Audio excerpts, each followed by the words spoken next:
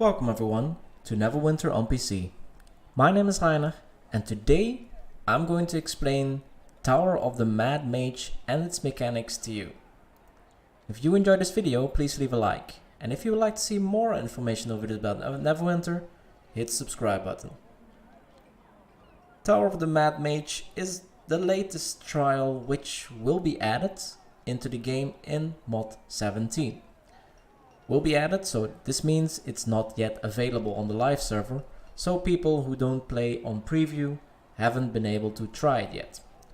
Obviously, I will be handing out a lot of spoilers, so if you want to go in with a clear slate, you have been warned. Tower of the Mad Mage is a new, super high item level trial. To put this into context, Lair of the Mad Mage features a required item level of 20,000, and that was the current highest item level dungeon content with enemy ratings of 18,000. This new trial features a required item level of 24,000, 4,000 more. This is very close to the maximum, which is 27 or 28,000 maybe. And enemy ratings of 30,000, 12,000 more than before. What does this mean? Well, you will need more stats. You will need to get to overcome these enemy statistics. And I'll immediately cut to the chase. You will need more defensive stats. Why?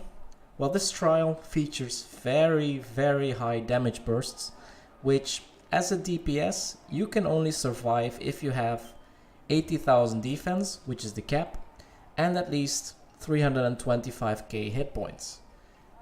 Preferably even more. This means that at first we will have to give up some of our power for more defense and hit points. Before we dive into the mechanics, let's start with some gear tips. How to prep for Tower of the Mad Mage.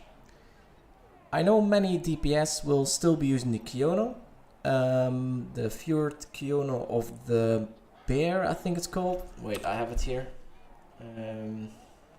Yeah, of the Bear. That was it. And with this trial, well, they have changed the layered ladders. It might be a good idea to switch to this one. It doesn't just feature higher statistics, more hit points, but also the equip power is pretty good to cap your defense. Actually, in my case, I don't need it anymore, but if you still need some defense, it's a good thing to take this. I currently still am using the Demogorgon set because it does better DPS, but if you can't get your HP high enough, you can use the music set box. With the music set box, you will be able to wear this one and this one.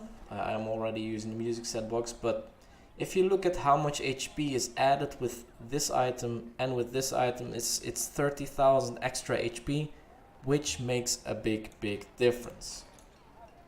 However, I'm at a nice amount of hit points, so I'm going for more DPS, which you also need. For boons, if you don't have this yet, get the HP boons.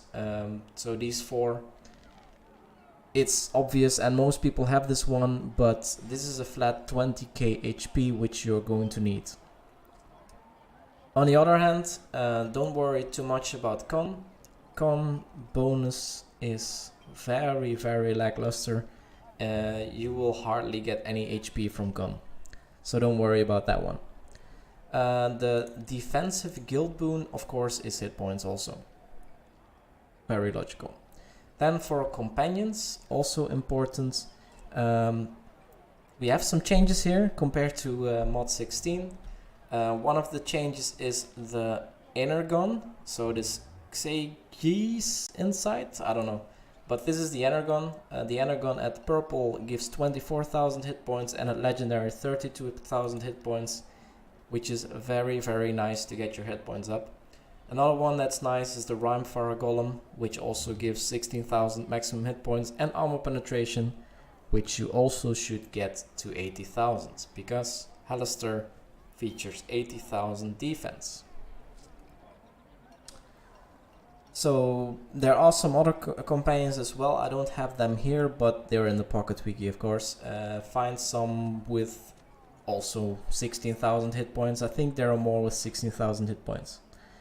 The most expensive piece of the puzzle is the mount.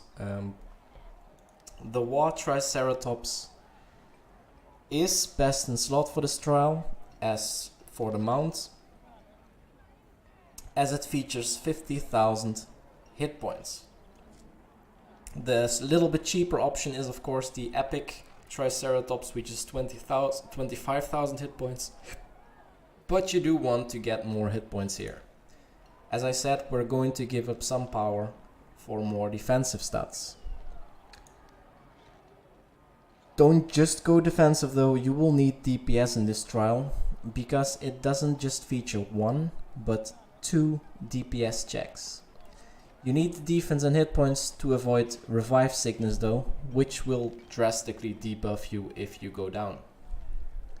Anyway, let's dive into the mechanics, and there are a lot of mechanics. I might be missing 1 or 2, but this will already help you and other people to not magically die anymore without knowing what the hell is going on. The first mechanic is called portals. The portals are the white bluish balls floating around in the first phase of the trial. They will teleport you to another spot, but not hurt you. They can be annoying or useful depending on the situation. The second mechanic is called Heat Wave. As you can see, the border of our screen is on fire. Heat Wave will do heavy damage over time to everyone in the trial. Group up to make it easier for the healer to keep everyone alive. The next mechanic is called Annihilate. Halaster will charge up a big white ball above his head and throw it onto the person with the highest threat. This should be the tank, because this ball does too much damage for non-tanks to survive.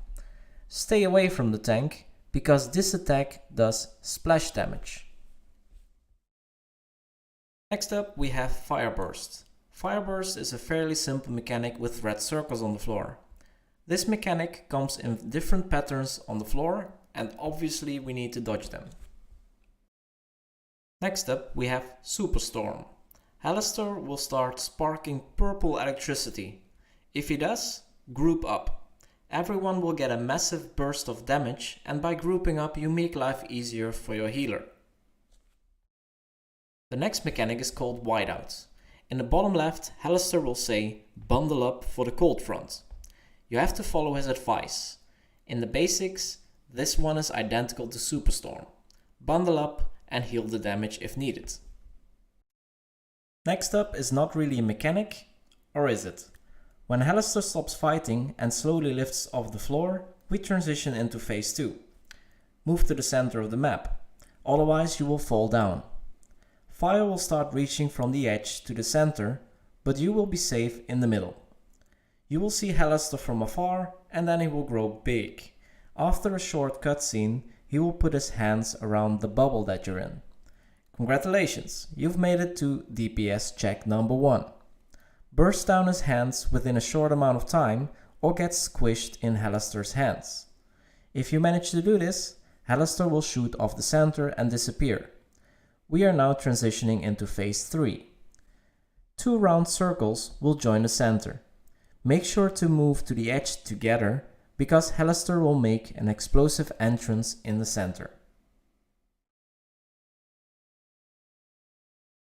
The next mechanic is called Ground to Cloud, followed by Cloud to Ground. This one catches a lot of parties out at first, because it's a bit difficult to understand the tell. When the ground flashes purple outwards from Halaster, this is the moment to spread out. Don't stand near anyone else. Everyone will get their own damage and survive if there are no overlaps. Then the second part of the mechanic triggers, where everyone gets an arrow above their head and a small red circle. Basically the same applies here. Stay away from each other, no overlap. The next one is called Permafrost. You will see Halaster grab some ice and throw it up in the air. After a short delay, 4 ice cubes will drop down. They have to be destroyed or the allies within will die. Next up we have Eruption. Eruption looks like a red crack in the floor, and after a short delay this crack will explode and knock up everyone in the blast radius. After the explosion, Eruption moves with one ally and explode for a couple more times while moving along with the ally. If not avoided, this mechanic can kill an entire team because once knocked up, it's impossible to escape. Next up we get another familiar one, Searing Chain. You get chained to an ally and take ongoing damage. To get rid of the chains, just move far apart from each other. The next mechanic is called Firebomb Explosion. Halaster snaps his finger and a small fire explosion happens in his hand. Afterwards, a fireball spawns on the map and starts growing. After a while the ball explodes. Being far away does not help. This one I have to say I'm not sure about, but most likely you have to snuggle up again. Then we get to charges, something from Lair of the Mad Mage. If you are in phase 1, spread out to avoid the debuff. In phase 3, spreading out is too dangerous because you can fall off the map. Just move to the center and take the penalty. Next up we have Doomvarate. The tell here is red arrows above a character. This means snuggle up to split the damage between all allies to harmless levels. Next up we have Downburst. Downburst is a tornado that spawns in the middle and pushes people to the outside. It doesn't do damage. In some cases it's combined with Doomvarate for a deadly effect. In phase 3 it can push you off the map, so snuggle up in the center. The next mechanic is called Creeping Ice. Creeping Ice is what the name says, ice creeping on the floor. The ice surface slowly grows outwards. You do not want to stand on the ice because it does massive damage over time if you do. At 10% HP in phase 3, Halaster will teleport to the center of the map. There, fire will start swirling around him. This is what we call phase 4, and this is the second and final DPS check. You have to burst Halaster down within 30 seconds or get wiped if you fail to do so. After you have bursted him down, you will have completed the trial and 2 chests will spawn for you to open.